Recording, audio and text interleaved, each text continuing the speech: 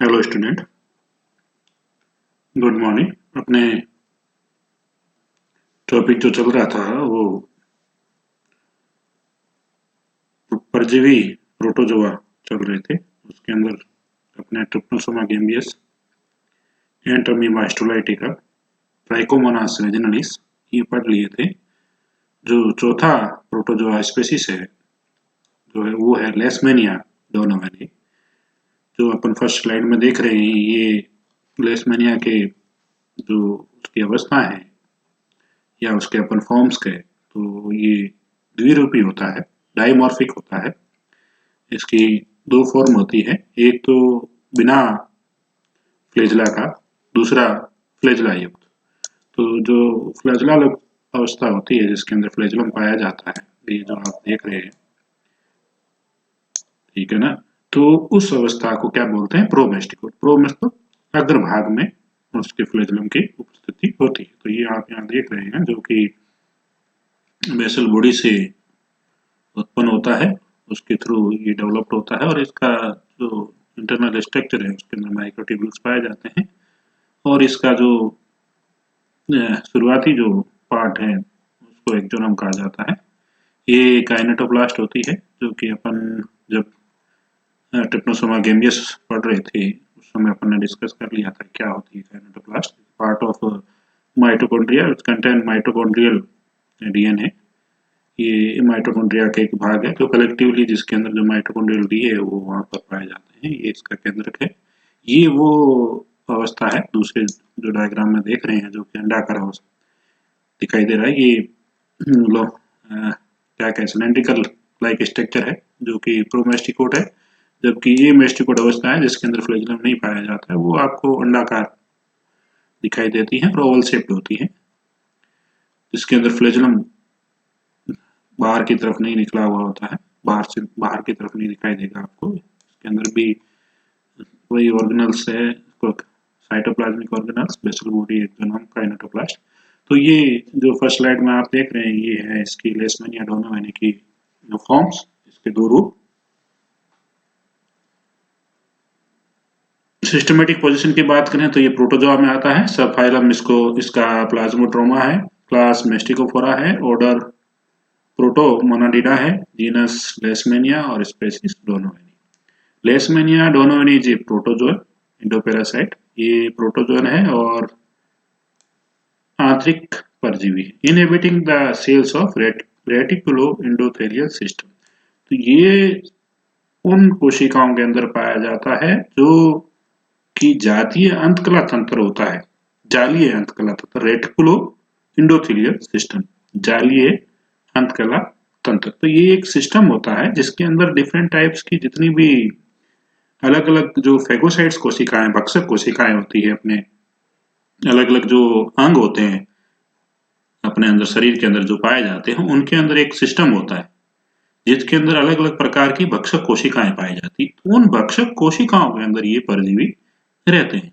जैसे भक्षक कोशिकाओं की अपन बात करें, जैसे कफर सेल से लीवर में पाई जाती है, तो ये जब शरीर के अंदर प्रवेश करते हैं तो भक्षक कोशिकाएं इनका इनका भक्षण कर लेती, खा लेती है, तो ये उसके अंदर जाके विकसित होते हैं। तो it resides inside the reticulo endothelial system of human being and causing काला आजार या लेशमियासिस।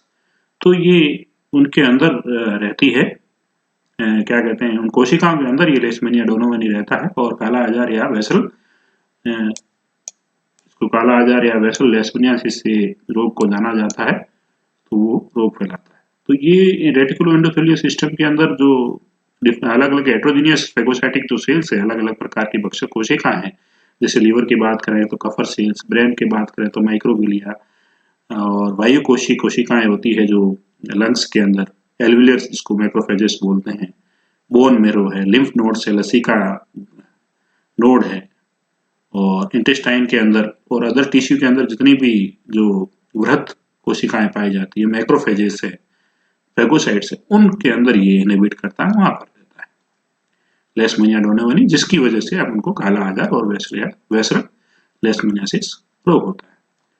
तो जो रोग है इसके द्वारा जो फैलाया जाता है या इसके द्वारा होता है लेशमेनिया डोनोवेनी की वजह से, वो है काला आजार। It is named after the discover of, तो इसका नाम जो लेशमेनिया डोनोवेनी इस स्पेसीज का और इसके जीनस का जो नाम रखा गया, सॉरी, वो जिन्होंने खोजा था उसके आधार पर लेसमैन ने और डोनोवेन ने इस जीनस और स्पेसीज नाम दिया है लेसमैन, जिसकी वजह से इसका नाम बढ़ा है लेसमैनिया डोनोवेनी। तो लेसमैन और डोनोवेन दो साइंटिस्ट थे जिन्होंने इसको डिस्कवर किया था, उनके आधार पर इनका नाम, इस स्पेसीज का और इसका जीनस का नाम लेसमैनिया डोनोवेनी पड़ा। Leishman in May 1903 from London and Donovan in July 1903 from Madras, तो मद्रास अपने इंडिया के अंदर आता है। तो उन्होंने ये इस स्पीशीज को खोजा था। Independently discovered the parasite in the spleen of patient suffering from kala-azar. तो इन्होंने परजीवी जो पीलिया है, ऐसा व्यक्ति, ऐसा पेशेंट, ऐसा रोगी जिसको काला आजार हो रखा है, उसके तिल्ली या पीलिया बोलते हैं, उसके अंदर इस परजीवी को देखा और उस परजीवी का नाम इन्होंने फिर दोनों ने मिलकर लेशमैनिया डोनोवेनी रखा। जियोग्राफिकल डिस्ट्रीब्यूशन की बात करें तो ये कहाँ देखने को मिलता है या इस प्रकार का रोग लेशमैनिया डोनोवेनी के द्वारा कहाँ फैलाया जाता है। Leishmania donovani has a wide distribution occurring in the all continents, ज्यादातर मतलब बहुत विस्तृत रूप से फैला हुआ है और ज्यादातर सभी महाद्वीपों में देखने को मिलता है, सिर्फ ऑस्ट्रेलिया को छोड़कर। ऑस्ट्रेलिया को छोड़कर बाकी जितने भी महाद्वीप है वहां पर ये देखने को मिलता है। It is endemic in money places in India, ये स्थानिक है बहुत सारे ऐसे भारतीय क्षेत्र, चाइना के, अफ्रीका के और दक्षिणी यूरोप के और जो भूमध्य सागर एरिया है वहां का, साउथ अमेरिका, रशिया, तो इन क्षेत्रों में ये स्थानिक है, वहां पर पर्टिकुलर ये पाया जाता है, इनकी ये एंडेमिक है। In India it is a more prevalent in Assam, Bihar, Orissa, Madras, eastern Uttar Pradesh. तो भारत के ज्यादातर जो एरियाज हैं या स्टेट्स का जो राज्य है उनके अंदर असम, बिहार, उड़ीसा, मद्रास और जो पश्चिमी उत्तर प्रदेश है वहां पर ये ज्यादा देखने को मिलता है, या वहां के जो लोग हैं वो ज्यादा इससे प्रभावित होते हैं काला आजार से। Although the disease is prevalent in a person of all ages, देखा जाए तो ये जितनी भी आयु वर्ग के जो व्यक्ति है या लोग हैं वो इससे प्रभावित होते हैं। About 60% people suffering from the disease belong to young adult group and rarely children below 4 year of age. तो 60% जो पॉपुलेशन है, 60%, तो वो अलग अलग एज की वो इससे प्रभावित होती है और जो बच्चे हैं वो 4 से कम एज के इससे प्रभावित होते हुए नहीं देखे गए, मतलब इस रोग से। तो suffering from the disease belong to young adult group and rarely children group था, मतलब कम देखा गया है, जो बच्चे 4 साल से नीचे के उनके अंदर काला आजार की उपस्थिति या काला आजार रोग का होना कम पाया गया है। In China and Brazil dogs are the reserve of the infection of man. तो जो चाइना और ब्राजील है वहां पर जो डॉग है, कुत्ते हैं, वो एक रिजर्व संग्रहित होस्ट की तरह काम करते हैं जो मनुष्य को संक्रमण फैलाने से, यानी कि इस प्रजाति को यदि उसका मुख्य पोषक है वो नहीं मिलता है तो वो डॉग के अंदर भी थोड़े समय के लिए रह सकता है। तो वहां पर ये संग्रहित पोषक की तरह डॉग काम करता है कि हाँ, चाइना और ब्राजील के अंदर। लाइफ साइकिल की बात करें लेशमैनिया डोनोवेनी की, तो ये डाइजेनिक है, मतलब ये द्वि होस्ट के अंदर या अपन कहें द्वि पोषक के अंदर ये अपने परजीवी के रूप में रहता है, 2 पोषकों के अंदर। तो it completes it's life cycle in 2 host, तो ये अपना जीवन काल, जो जीवन चक्र है, ये 2 पोषक के अंदर संपन्न करता है, जिसमें इसका जो प्राथमिक होस्ट है, प्राइमरी जो होस्ट है वो कौन है, मैन है, और जो सेकेंडरी होस्ट है वो सैंड फ्लाई है। The parasite sucker in 2, sand fly को हिंदी में इसका मरु पक्षिका भी कहते हैं इसको, सैंड फ्लाई को। The parasites occur in 2 distinct morphological form, तो ये अपन ने जो शुरुआत में जब इसका ये चालू किया था ये टॉपिक, तो इसकी जो फर्स्ट स्लाइड थी उसके अंदर अपने 2 फॉर्म्स देख ली थी। एक ए मेस्टिकोट जिसको लेशमैनियल फॉर्म भी कहते हैं, फॉर्म मतलब होता है रूप, और प्रोमेस्टिकोट या लेप्टोमोनाड। तो ए मेस्टिकोट को लेशमेनियल फॉर्म भी कहते हैं और प्रोमेस्टिकोट को लेप्टोमोनाड फॉर्म कहते हैं। ये इसका जो रूप है, ये जो फ्लैचलम है उसकी उपस्थिति और अनुपस्थिति के आधार पर, यदि नहीं होता है तो ए मेस्टिकोट या लेशमेनियल फॉर्म, यदि उपस्थित होता है, पाया जाता है, तो प्रोमेस्टिकोट या लेप्टोमोनाड फॉर्म। मॉर्फोलॉजिकली ये सभी इसकी स्पीशीज है वो एक जैसी होती है। यहाँ आप देख रहे हैं, ये जो है ये फर्स्ट फॉर्म है इसकी प्रोमेस्टिकोट, और ये दूसरी जो अवस्था है एमेस्टिकोट, जिसके अंदर फ्लैजलम की अनुपस्थिति होती है, और प्रोमेस्टिकोट जिसके अंदर फ्लैजलम आपको दिख रहा है। यहाँ काइनेटोप्लास्ट न्यूक्लियस, इसका अपन पहले जो स्लाइड है जब अपने चैप्टर शुरू किया था तब इसका जिक्र कर लिया था। ये आप काइनेटोप्लास्ट देखते हैं, जिसका जो माइटोकॉन्ड्रिया का अग्रभाग है काइनेटोप्लास्ट, जहाँ पर माइटोकॉन्ड्रियल डीएनए देखने को मिलता है, ये न्यूक्लियस है। बाकी जितने भी सेलुलर ऑर्गेनल्स है इसके अंदर आप देख रहे हैं, गोल्गी का है, एंडोप्लाज्मिक रेटिकुलम है, न्यूक्लियस है, न्यूक्लियोलस है, फ्लैजलम है, काइनेटोप्लास्ट है, माइटोकॉन्ड्रिया है, माइटोकॉन्ड्रियोन। तो ये आपको दिख रहे हैं स्लाइड के अंदर। अब अपन इसकी जो फॉर्म्स है, इसके रूप है, उसकी बात करते हैं लाइफ साइकिल के अंदर। ये मेस्टिकोट जो अवस्था है ड्यूरिंग दिस स्टेज, जिसको लेशमेनियल फॉर्म भी कहते हैं, the parasite resides inside the cell of the reticuloendothelial system. तो ये जो रूप है, ये मेस्टिकोट जो अवस्था है या लेशमेनियल जो अवस्था है, ये परजीवी की जो अवस्था है वो कहाँ रहती है, inside the cells of reticuloendothelial system. जो जालीय अंतकला तंत्र है उसके कोशिकाओं के अंदर ये अवस्था देखने को मिलती है। ये मेस्टिकोट फॉर्म्स आर इंट्रासेलुलर, तो ये अंतरकोशिकीय है। नॉन फ्लैजिलेटेड है, मतलब फ्लैजिलम नहीं पाया जाता है। अंडाकार होती है, ओवल शेप्ड होती है, 2 से 5 माइक्रोन की लंबा होता है ये, और 1 से 2.5 माइक्रोमीटर ये चौड़ा होता है। यानी 2 से 5 माइक्रोमीटर ये लंबा होता है और 1 से लगाकर 2.5 माइक्रोमीटर तक ये चौड़ा होता है। They contain central nucleus measuring less than 1 micrometer in diameter. तो इसके मध्य में जो ये मेस्टिकोट है उसके अंदर न्यूक्लियस पाया जाता है, जो कि अपने इससे पिछली वाली जो स्लाइड है उसके डायग्राम में देखा था। ये minute structure called kinetoplast lies right angles to the nucleus. तो न्यूक्लियस केंद्रक के राइट एंगल में काइनेटोप्लास्ट पाया जाता है। इसकी अपने चर्चा कर ली थी जहाँ ट्रिप्नोसोमा गैम्बियस पढ़ा था उसमें भी, और ये जो टॉपिक शुरू किया इसमें भी अपने काइनेटोप्लास्ट कंटेन डीएनए कंटेनिंग बॉडी, ये माइटोकॉन्ड्रियल स्ट्रक्चर। तो ये बात कर ली, ये माइटोकॉन्ड्रिया का ही एक आकार है, जिसके अंदर जो माइटोकॉन्ड्रिया का जो जेनेटिक मटेरियल है डीएनए, वो उसकी जगह वहां पर इकट्ठा होकर रहता है। तो उस जगह को या उस स्ट्रक्चर है जो कि माइटोकॉन्ड्रिया का है, उसको काइनेटोप्लास्ट कहा जाता है। एक delicate filament extending from the kinetoplast to the margin of the body is axoneme rhizoplast. तो एक पतला सा तंतु जो से आगे की तरफ निकला हुआ होता है, उसके जो मार्जिन है बॉडी का परिधि है उस तरफ, तो उस भाग को एक्सोनम कहते हैं या राइजोप्लास्ट कहते हैं। Axonemes represent the root of flagellum, जो कि रिप्रेजेंट करता है जो फ्लैजलम होता है उसकी जड़ माना जाता है इसको, एक्सोनम को। तो it act as a root of flagellum. ये clear vacuole surrounds the axoneme. तो एक्सोनम के जो चारों तरफ है वो आपको एकदम क्लियर जो रिक्तिका है वो देखने को मिलती है। तो ये मेस्टिकोट अवस्था मनुष्य के जो जालीय अंतकला तंत्र है उसकी जो कोशिका है, तो ये मेनली जो अलग अलग प्रकार की जो फेगोसाइटिक कोशिकाएं हैं, अलग अलग उत्तकों के अंदर, अलग अलग अंगों के अंदर, तो उनके ऊपर उनको ये टारगेट करता है लेशमेनिया डोनोवनी, और तो उनके अंदर ये रहता है। तो ये एक तो इंट्रासेलुलर है, दूसरा ये मेस्टिकोट अवस्था है वो नॉन फ्लैजिलेटेड, ठीक है। और ये रेटिकुलो जो जालीय अंतकला तंत्र है उसके उत्तकों की कोशिकाओं को ये टारगेट करता है और उसके अंदर ये निवास करता है। तो ये अवस्था जो एमेस्टिकोट स्टेज है वो आपको जो मनुष्य है, प्राइमरी जो पोषक है यानी कि प्राथमिक जो पोषक है, उसके अंतकला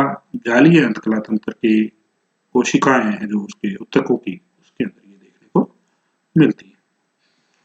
स्लाइड्स के अंदर आप देखेंगे इसका जीवन चक्र आपको दिखाई दे रहा है यहाँ पर, जिसके अंदर अपन देखें ये रिजर्व होस्ट है और मनुष्य है वो प्राथमिक होस्ट है, जबकि सैंड फ्लाई है फ्लेबोटोमास आर्जेंटिपस जिसको कहा जाता है, जिसका जूलॉजिकल नेम है, तो वो है इसका सेकेंडरी होस्ट। तो जब सैंड फ्लाई जब मनुष्य को काटती है तो इसके मुखांगों से जो प्रोबेसिस होता है बकल कैविटी के थ्रू, फेरिंग्स के थ्रू बकल कैविटी से होता हुआ प्रोबेसिस से ये जो इसकी प्रोमेस्टिकोट अवस्था है वो मनुष्य के शरीर के अंदर छोड़ दी जाती है। वो फिर उस जैसे ही वो मनुष्य शरीर के अंदर पहुंचती है तो उसके ऊपर जो भक्षण कोशिकाएं हैं वो उसके ऊपर अटैक कर देती है और भक्षण कोशिकाएं उसको इनगल्फ कर लेती है। तो यहाँ आप देख रहे हैं जैसे ही ये अवस्था मनुष्य के शरीर के अंदर पहुंची तो प्रोमेस्टिकोट्स फेगोसाइटाइज्ड बाय द मैक्रोफेजेस, तो भक्षण कोशिकाओं ने उसको खा लिया। जैसे ही खाया तो promastigotes transfer into the amastigote inside the macrophage, तो मैक्रोफेज कोशिकाओं के अंदर ये फ्लैजेलम युक्त जो अवस्था थी लेशमेनिया की, तो वो रूपांतरित हो गई किसमें, एमेस्टिकोट अवस्था में। किसके अंदर, उन भक्षण कोशिकाओं के अंदर। तो वहीं पर ये मल्टीप्लाई करती है और उनकी संख्या एक लिमिट से ज्यादा हो जाती है तो ये मैक्रोफेज जो कोशिकाएं हैं, भक्षक कोशिकाएं, ये रैप्चर हो जाती है, फट जाती है। जितने भी अंदर जो एमेस्टिकोट अवस्था थी फ्लैजेलम, जिनके अंदर फ्लैजेलम नहीं पाया जाता लेशमेनिया के अंदर, वो अवस्थाएं मैक्रोफेजस कोशिकाओं से बाहर आ जाती है, मतलब भक्षण कोशिकाओं से बाहर आ जाती है और पूरे शरीर के जो सिस्टम है ब्लड का, जो रक्त परिवहन तंत्र है उसके अंदर आ जाती है। तो ये अवस्थाएं फिर शरीर के अंदर बहुत सारी मल्टीप्लाई हो जाती है बायोलॉजी फ्यूजन के द्वारा, जीव खंडन के द्वारा, और संख्या में बढ़ जाती है, तब जाके अपन को रोग होता है काला आजार मनुष्य को। तो ये अवस्था फिर यदि वापिस ये फ्लोबोटावास आर्जेंटिपस है जो सैंड फ्लाई है, मरुपक्षी का है, वो यदि वापिस अपन को बाइट करती है, खाती है, तो फिर ये एमेस्टिकोट अवस्था इसके अंदर चली जाती है और इसके आर नाल में ये एमेस्टिकोट अवस्था कन्वर्ट होती है प्रोमेस्टिकोट में। तो इंजेक्शन ऑफ पैरासाइट्स सेल, तो ये जो जब ब्लड सक करता है तब एमेस्टिकोट अवस्था सैंड फ्लाई के अंदर प्रवेश करती है और ये एमेस्टिकोट अवस्था फिर कन्वर्ट हो जाती है किसमें, प्रोमेस्टिकोट में, उसके किसके अंदर, मिडगट के अंदर। तो ये फिर मिडगट से एमेस्टिकोट ट्रांसफर इनटू प्रोमेस्टिकोट स्टेज इन मिडगट, तो मिडगट के अंदर ये अवस्था प्रोमेस्टिकोट में कन्वर्ट हो जाती है और प्रोमेस्टिकोट अवस्था फिर उसके जो ग्रसनी है और बक्कल कैविटी है, बक्कल कैविटी से होती हुई पूरा उसका जो प्रोबेसिस है और बक्कल कैविटी वो पूरी भर जाती है प्रोमेस्टिकोट से। जब ये जैसे ही ये बाइट करता है, या तो ये रिजर्व होस्ट को बाइट करेगा तो ये सारे उसके अंदर इंजेक्ट कर देगा, नहीं तो ये यदि इसको प्राइमरी होस्ट मिल जाता है तो ये अवस्थाएं सारी मनुष्य के अंदर छोड़ दी जाती है, जिससे मनुष्य को काला आजार हो जाता है, होता है। तो ये रोग है, ये रिजर्व होस्ट के रूप में संग्रहित पोषक के रूप में है, जबकि प्राइमरी होस्ट मनुष्य है और जो द्वितीयक होस्ट है वो है sand fly. Inside the reticuloendothelial cells of the human beings, the amesticote forms divide and multiply by diffusion। तो ये अपन ने बात कर ली, जो जालीय अंतकला तंत्र है उसकी कोशिकाओं के अंदर जब एमेस्टिकोट अवस्था रहती है तो वो उसके अंदर मतलब इंट्रासेलुलर है, अंतरकोशिकीय है, उसके अंदर डिवाइड करती है बाय द्विखंडन द्वारा। When the number of parasite increase, तो ये अपन ने बात कर दी कि 50 से 200 मतलब एक लिमिट तक उनकी जनसंख्या बढ़ जाती है, तो जो पोषक की जो कोशिकाएं हैं रेटिकुलोएंडोथेलियल सेल्स है वो रैप्चर्ड हो जाती है, फट जाती है, और जितने भी पैरासाइट्स है वो किसमें आ जाते हैं, रक्त परिवहन तंत्र में आ जाते हैं, और वो फिर वापस जब रक्त में आते हैं तो फ्रेश जो जाली अंतकला सिस्टम है उसको वो डैमेज करती है। यदि वो लीवर के कफर सेल्स में होंगे तो हो सकता है वो पीलिया के जो मैक्रोफेजेस कोशिकाएं हैं उनको वो संक्रमित करे, या ब्रेन की जो माइक्रोगिलिया जो सेल्स होती है, फेगोसाइटिक कोशिकाएं होती है, वहां पर उसको इन्फेक्ट करे, या हो सकता है वो एल्वियोलर मैक्रोफेजेस जो इसकी लंग्स की होती है उसको इन्फेक्ट करे, या बोन मेरो को कर सकता है, या लसिका ग्रंथियों को कर सकता है, या आहार नाल की जो मैक्रोफेजेस है भक्षण कोशिकाएं उनको ये संक्रमित कर सकता है।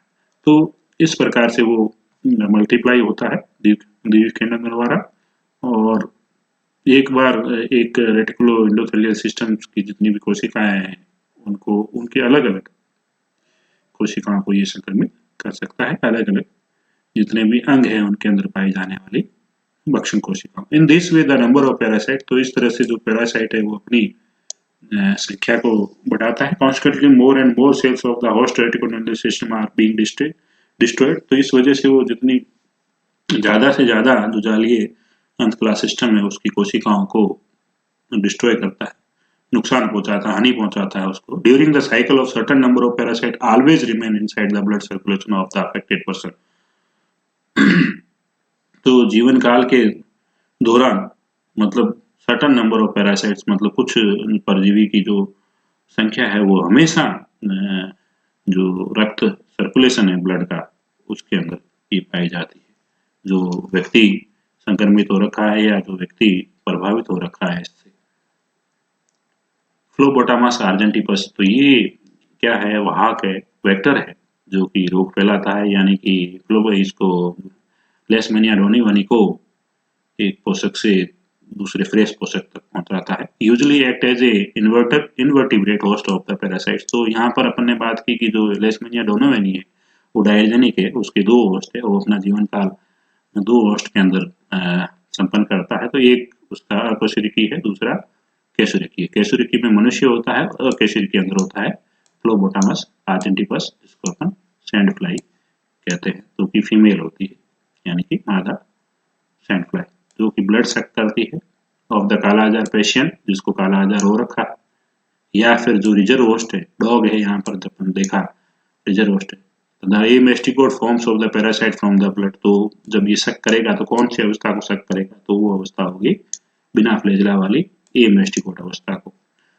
और parasite from the blood circulation of the human being enters to the gut of the sandfly where the parasite transfer into another morphological form promesticode। जैसे ये उसको भोजन के रूप में ग्रहण करता है ब्लड को, या ब्लड को फीड करता है, जिसको जिस व्यक्ति को काला आजार हो रखा है, लेशमैनियासिस हो रखा है, तो ए मोस्टिकोड जो अवस्था है वो अवस्था ये ग्रहण करता है, और ए मोस्टिकोड अवस्था उसके आहार नाल में पहुंचने के पश्चात वो अवस्था किसमें कन्वर्ट हो जाती है, प्रोमेस्टिकोड में।